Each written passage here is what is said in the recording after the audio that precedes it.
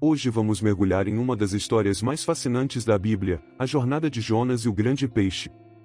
Esta história emocionante está repleta de desafios, lições de vida e a incrível misericórdia de Deus. Fique conosco até o final para descobrir como Jonas, mesmo relutante, foi usado por Deus para salvar uma cidade inteira. Mas antes de começarmos, não se esqueça de dar um like neste vídeo e se inscrever no nosso canal para mais histórias inspiradoras e ensinamentos bíblicos. Vamos juntos explorar a história de Jonas. Deus chamou Jonas, filho de Amitai, e deu a ele uma missão específica: ir à grande cidade de Nínive pregar contra sua maldade. Nínive era a capital do Império Assírio, conhecida por sua grandeza e, ao mesmo tempo, por sua iniquidade e violência. Deus queria que Jonas proclamasse uma mensagem de arrependimento aos habitantes de Nínive, pois a maldade deles havia chegado até ele, e Deus desejava dar-lhes uma oportunidade de mudar seus caminhos e evitar a destruição iminente. Em vez de obedecer ao chamado de Deus, Jonas decidiu fugir. Ele temia ou não queria que os ninivitas se arrependessem e fossem poupados, talvez devido à reputação cruel dos assírios ou a uma falta de compaixão por eles. Jonas desceu até a cidade portuária de Jope, atual Jafa, em Israel, onde encontrou um navio que estava partindo para Tarsis. Tarsis é frequentemente identificada com uma cidade distante na costa da Espanha, simbolizando o oposto de Nínive. Jonas pagou a passagem e embarcou no navio, tentando escapar da presença do Senhor e do chamado que havia recebido. Enquanto Jonas estava no mar, Deus enviou uma grande tempestade que ameaçou destruir o navio. A violência da tempestade foi tão intensa que os marinheiros ficaram apavorados e começaram a clamar cada um ao seu próprio Deus, em busca de ajuda.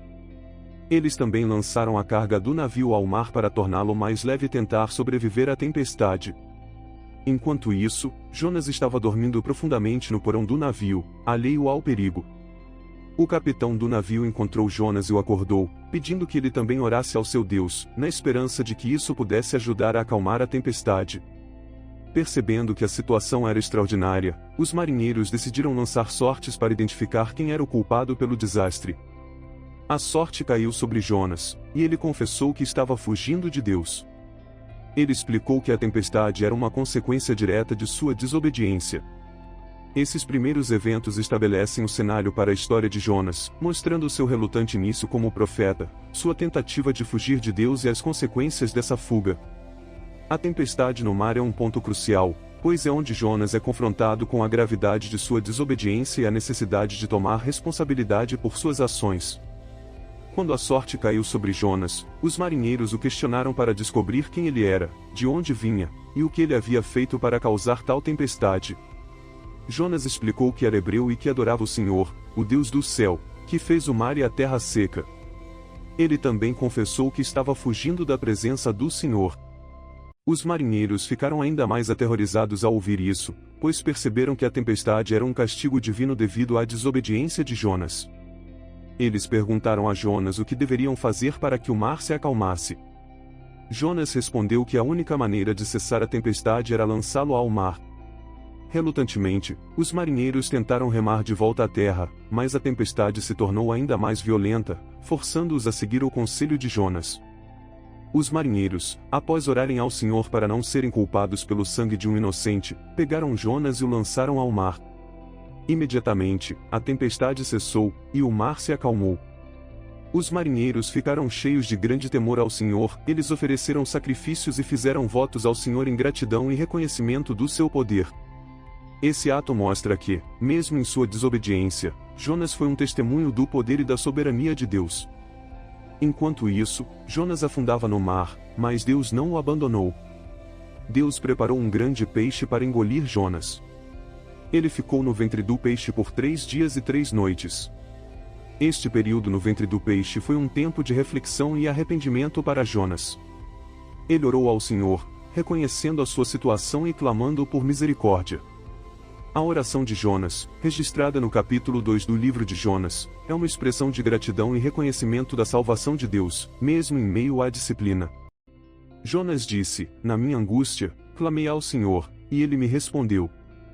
Do ventre do Sheol, o lugar dos mortos, gritei, e tu ouviste a minha voz. Pois me lançaste no abismo, no coração dos mares, e a correnteza me cercou, todas as tuas ondas e as tuas vagas passaram sobre mim. Ele reconheceu a sua salvação como uma obra da misericórdia de Deus, e a sua oração conclui com a declaração: a salvação pertence ao Senhor. Após 3 dias e 3 noites, Deus ordenou ao peixe que vomitasse Jonas em terra firme. Jonas foi então libertado do peixe, pronto para obedecer ao chamado de Deus e ir a Nínive pregar a mensagem de arrependimento. Esses eventos mostram a paciência e a misericórdia de Deus, que não apenas disciplina, mas também restaura e usa aqueles que Ele chama, apesar de suas falhas. Após os 3 dias e 3 noites no ventre do grande peixe, Deus ordenou ao peixe que vomitasse Jonas em terra firme. Jonas foi libertado, e Deus reiterou seu chamado para que Jonas fosse a Nínive e proclamasse a mensagem que ele lhe havia dado. Desta vez, Jonas obedeceu e foi a Nínive, uma grande cidade que levava 3 dias para ser percorrida.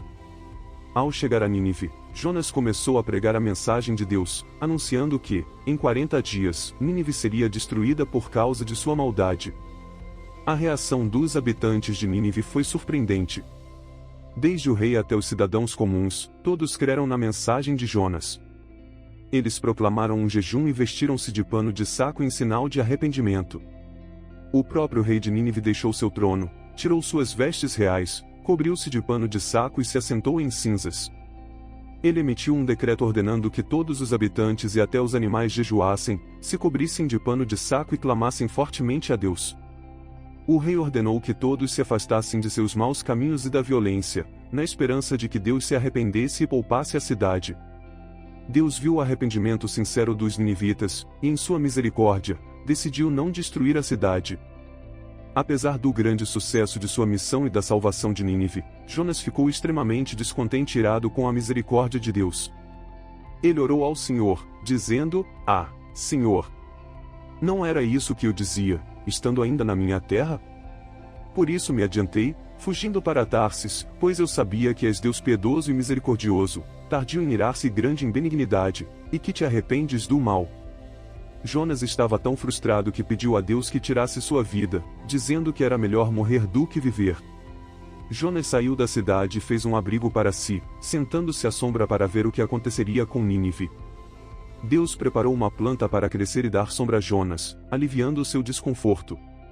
Jonas ficou muito contente com a planta. No entanto, ao amanhecer do dia seguinte, Deus enviou um verme que atacou a planta, fazendo-a murchar. Quando o sol se levantou, Deus enviou um vento quente e o sol bateu na cabeça de Jonas, fazendo-o desmaiar e desejar a morte, dizendo novamente que seria melhor morrer do que viver. Deus então questionou Jonas, perguntando se ele tinha razão para estar tão irado por causa da planta. Jonas respondeu que sim, que estava irado ao ponto de querer morrer. Deus usou essa situação para ensinar uma lição a Jonas, dizendo: Você tem compaixão da planta, pela qual não trabalhou nem a fez crescer, que numa noite nasceu e numa noite pereceu. E eu não hei de ter compaixão da grande cidade de Nínive, em que há mais de 120.000 pessoas que não sabem discernir entre a sua mão direita e a sua mão esquerda, e também muitos animais. Essa lição final mostra a compaixão e a misericórdia de Deus, não só para com Jonas, mas também para com a cidade de Nínive, enfatizando que Deus se importa com todas as suas criações e deseja que todos se arrependam e se voltem para Ele. Depois de pregar em Nínive e ver a cidade se arrepender de seus maus caminhos, Jonas estava profundamente insatisfeito com a decisão de Deus de poupar a cidade. Sentado fora da cidade, ele construiu um abrigo improvisado e esperava, talvez ainda na esperança de que Deus destruísse Nínive.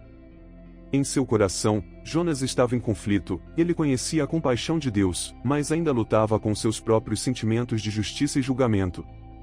Deus, em sua sabedoria e paciência, decidiu ensinar a Jonas uma lição profunda sobre compaixão.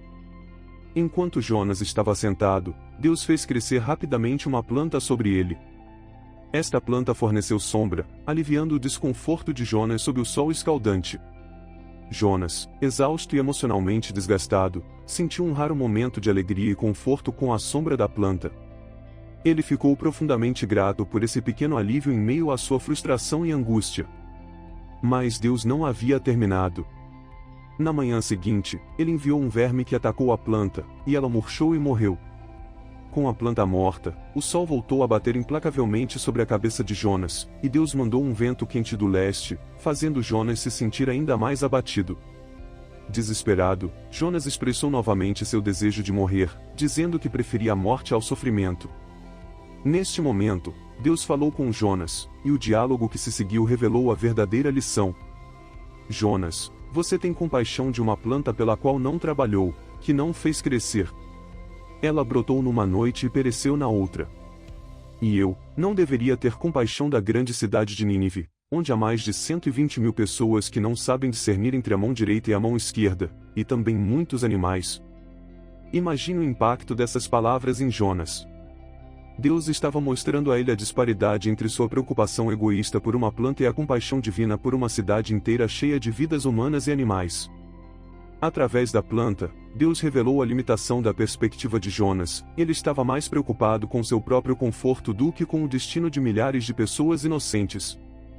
Essa lição final é profundamente emocional e tocante. Ela revela a natureza imensa e incompreensível da misericórdia de Deus, que vai além de qualquer compreensão humana de justiça e merecimento. Deus se importa profundamente com cada uma de suas criações, desejando que todos se arrependam e vivam. Jonas, em sua frustração e sofrimento, representava a luta interna que todos nós enfrentamos ao tentar entender a profundidade do amor e da compaixão de Deus.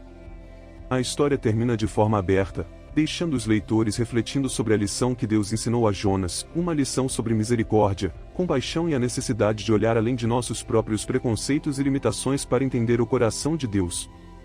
Esta história não é apenas sobre um profeta desobediente e uma cidade arrependida, mas também sobre o amor incondicional e a paciência infinita de Deus, que está sempre disposto a ensinar, perdoar e mostrar sua graça, mesmo quando estamos perdidos em nossa própria raiva e incompreensão. E assim termina a incrível história de Jonas e o grande peixe.